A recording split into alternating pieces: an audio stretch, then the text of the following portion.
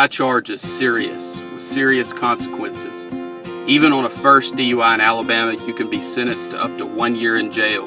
You can also be fined $600 to $2,100 and pay court costs anywhere from $200 to $300 up to $600. You can also have your license suspended for 90 days or revoked for a year depending on the circumstances. And you can also be required to install an ignition interlock device on your vehicle if you meet certain criteria. And you could be required to attend the court referral program as well. We understand how you feel. We've represented 1,000+ people on DUIs and have handled thousands of cases throughout the state of Alabama. We know that you're scared. We know that you're anxious. We know that it is very, very difficult to decide which attorney to hire to represent you. The one thing that you need to know is that you definitely need an attorney to help you through the web of pitfalls that are out there, because DUI defense is very complicated if it's done correctly. It's just hard to know for you as a layperson exactly who to hire, or if what someone on the phone with you or who is conversing with you is giving you the correct information. There's some criteria that I suggest that you go through, and this, I believe, will help you in determining whether you're hiring somebody who is a DUI attorney rather than simply some attorney out there who will take your DUI if you hire them and pay them the nominal fee that they are going to charge. The first thing that I think that you should ask is whether the attorney is a member of the National College for DUI Defense. This is a very solid organization that has been around for many years and is focused on the education, training, and is information based for attorneys to learn about and practice and network and connect with other attorneys who primarily handle drunk driving cases. It's very important, if you are seeking out the best representation and if you are seeking out the best result on your DUI, that the attorney that you hire is a member of the National College for DUI Defense. The second item that is a necessity, in my opinion, is that the attorney that you retain to help you with your DUI case in Alabama is certified per NHTSA, which is the National Highway Traffic Safety Administration, to administer Standardized Field Sobriety Tests. These are the same tests that you were asked to perform on the side of the road. It's very important that the attorney that you hire is trained in these tests and is familiar with these tests, because as I'll go over in just a minute, there are many issues and items that you can spot if you're trained in these tests and you're trained what to look for. You're going through the same training that the officers go through during their certification process. And it's not just about the tests, it's about the arrest process. It's about the phases of the arrest process, the vehicle in motion phase, the personal contact phase, the pre-arrest screening phase. You know, there are most attorneys out there that are unaware of those issues that they need to be looking at to determine whether there is a legitimate legal argument, or it will help them to uncover a factual argument in your case in order to get you the best result possible. You also need someone who is very experienced and well-versed in the driver's license aspect of your case. There are lots of folks out there that are unaware of the specifics about driver's license issues associated with DUI. You've got the administrative suspension on the front end, and you have issues related to an enhanced suspension time or revocation, and also the ignition interlock, which is tied into that. And also you have the suspended time on the back end if you're convicted. There is very specific and detailed and complicated aspects of the driver's license portion of a DUI, And there are a lot of folks out there that are handling DUI cases that are unaware. And it's sad to see that, because there's a better way to do it. And that's the reason that I believe those criteria will help you get to someone that can give you the best result possible and that can help you in navigating these pitfalls that are out there, because there are many, many out there, and they get worse and worse as the legislature continues to modify the DUI statute.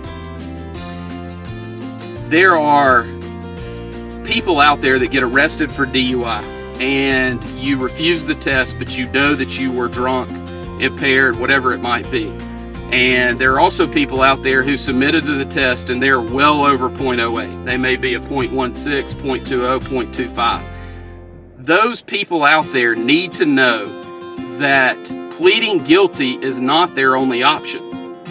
They need to know that there are lawyers out there, such as myself, and there are other good DUI defense attorneys in the state of Alabama that know how to litigate these cases, know what to bring up, and know how to handle these in a way that is going to get you the best result possible. And it's very, very important that you hook up with and work with someone that understands the ins and outs of DUI defense, because even though you may feel like your case is hopeless, there is a way to suppress some of this information, to suppress some of these tests, to keep information out of evidence, or to negotiate and work something out so that charges may be dismissed or reduced for a non-DUI disposition. Because our goal in every single DUI case that we handle is to either have the DUI dismissed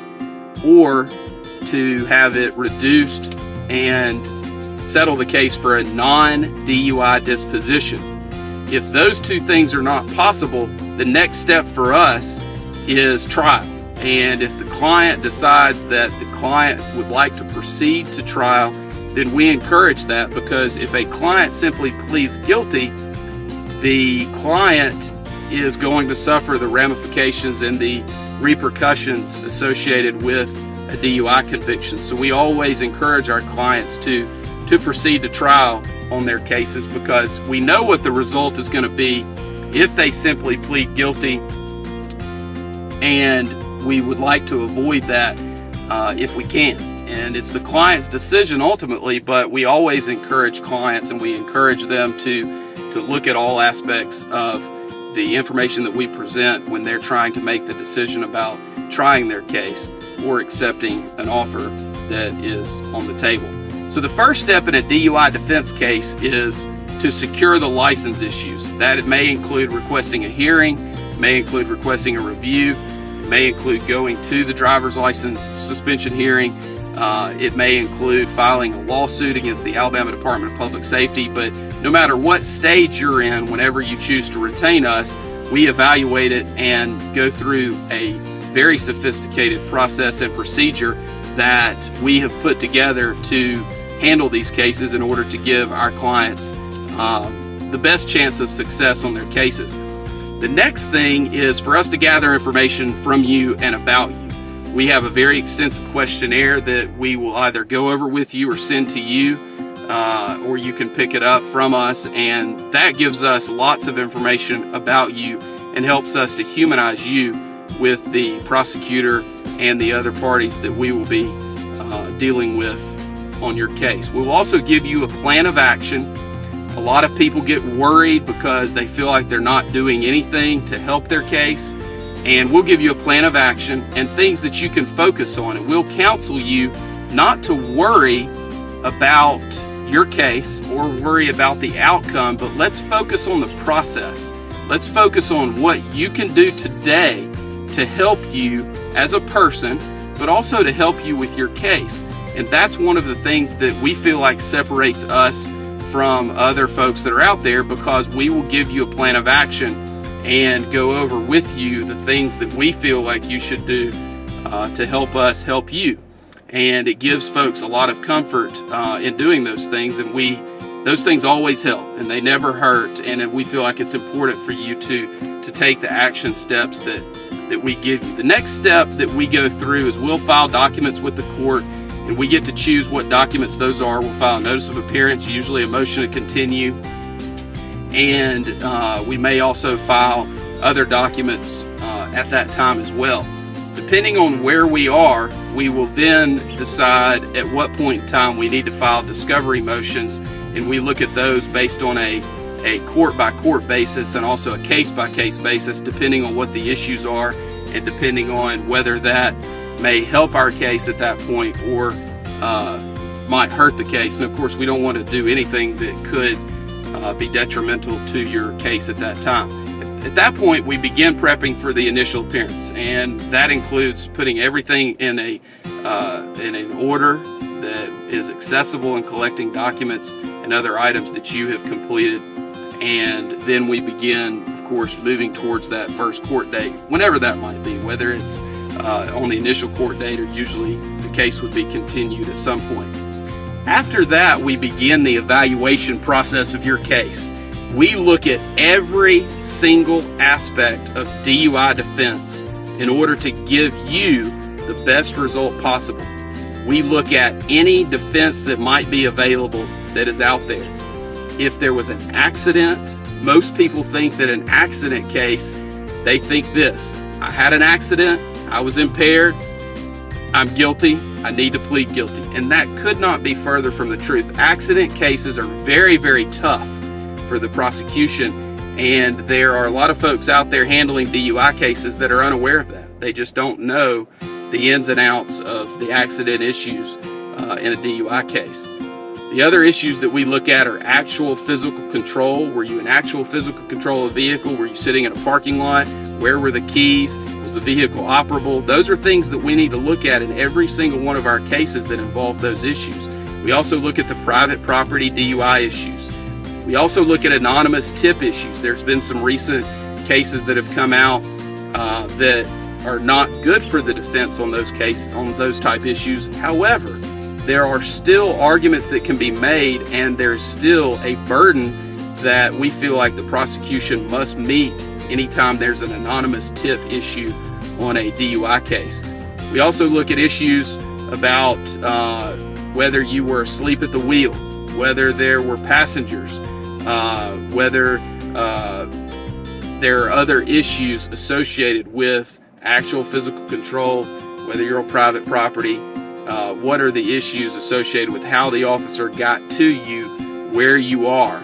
We have a lot of cases where people pull over and they're asleep in a mall parking lot at night, and we want to know all of the facts associated with those aspects so that we can make sure that the arrest process was done properly by the officer. We also look very carefully at whether there was a blood test performed.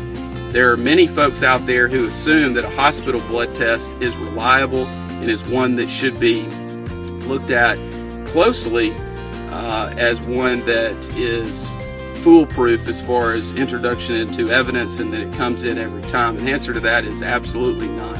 The hospital blood testing process for blood alcohol content is definitely not something that is or should be relied upon, because the testing is not valid, it's not scientifically reliable, and should not be admitted into evidence in our opinion. We also look at the process that a state trooper may have had blood drawn at the hospital provided to him, and he uses the blood kit and sends it to Alabama Department of Forensic Sciences in order to have the blood tested there. Those tests are much more accurate, we feel like, but there are still many processes and procedures such as chain of evidence and other items that must be followed very closely in order for that to come into evidence and be reliable. We also look at any issues that are associated with your case related to the Draeger breath test and any issues that come up there, whether it's the 20-minute deprivation period, whether you may have had mouth alcohol, whether you burped or belched during the 20 minutes prior to the test. There are implied consent issues where you provided proper implied consent warnings associated with the suspension of your license if you choose to refuse the test. And all those are issues collectively that we look at when determining whether a breath test that you submitted to and that ultimately provided a result that was printed on a certificate of breath alcohol analysis, and whether that should come into evidence under the rules of evidence or under the statutory guidelines that must be strictly complied with under Alabama case law in order to just come into evidence without them having to go through the normal process for scientific evidence to get that into the evidence of the case, whether in front of a judge or in front of a jury. We also look at whether the stop of your vehicle or the initial encounter with you was done in a way that is legal and that is constitutional. It's very important to look at that, because if there was no reasonable suspicion of violation of the law, then the officer should not have pulled you over. And if we can prove that, then we can likely have all evidence that may be admitted or that was collected against you suppressed. And if that's the case, then we would win the case based on the state or the city not being able to prove their case. We also look at all of the medical defenses available, whether you have GERD, whether you have dentures and there was alcohol that was collected within the dentures, whether you had recent dental work done. There are a lot of medical issues, whether you have diabetes. There are many medical issues that come up, and we always go through that and make sure that those defenses don't apply. And if they do apply, then we work those up and make sure that we have gone through them properly with you and presented those defenses on your behalf. We also look at the UTTC, which is the traffic ticket, the complaint against you, to make sure that there are no issues related to that as well, such as municipal ordinance issues, if there are issues related to the code sections cited, whether it's proper, and whether they have your proper information on the UTTC or not. We also go through and determine whether you requested an independent test, and if that was handled properly. We look at any roadblock issues that may come up, if a roadblock was the cause of the initial encounter. And we also look at whether you have any prior DUI offenses and whether we can exclude those, and whether the city or the state has the necessary evidence related to those priors to be able to use those through the negotiation process or through the trial and sentencing process if it gets to that point. The next thing that we look at, and a very important aspect of the case, is the Standardized Field Sobriety Test. And I am certified as an instructor in field sobriety testing and also as the administrator of the test. And going through that process and reviewing, hopefully, a videotape, definitely the trooper or the city officer's notes related to the field sobriety testing, the process that they have to go through in order to come to a decision to arrest you for DUI is one that has to be followed closely, because otherwise they are simply going through the motions and not doing it properly and arresting you not based on sound evidence or based on logical conclusions from their observations, but just running through the motions so that they can get to an arrest at the end. We want to make sure that that is not happening and that things are not being done that are in violation of your rights and in a way that is not standardized. We want to make sure they gave you the proper instructions, make sure that they look for the proper clues, make sure that they scored the test correctly. It's very important that those items are looked at closely, because otherwise you're giving up some of the aspects of your case that could be litigated and ultimately tried if needed. The other options that we look at after we've gone through the full analysis and talked to the client about every aspect related to their DUIs, we determine if there are any triable issues in the case and how likely it is that we would succeed on those issues. And then we go through the process with the client so that the client gets to decide with our guidance how to proceed in the case, whether to settle the case for a non-DUI disposition, if that is an option, or whether to proceed to trial, if that is what the client chooses, or to accept whatever offer is out there, and that is usually against our advice depending on what the tribal issues are that come up. And in any DUI case, if you have the knowledge and the experience to go through and review every aspect of the case and every defense that might be available, there are always issues that can be brought up related to a DUI case because they are so complicated and they require so many steps in going through the process. So it's very important that the case is looked at with eyes that have the experience and the knowledge to get you the best result possible. It's very important. We've handled 1,000 plus DUI cases. We've resolved 5,000 or more charges throughout the state of Alabama, and we can help you with your case.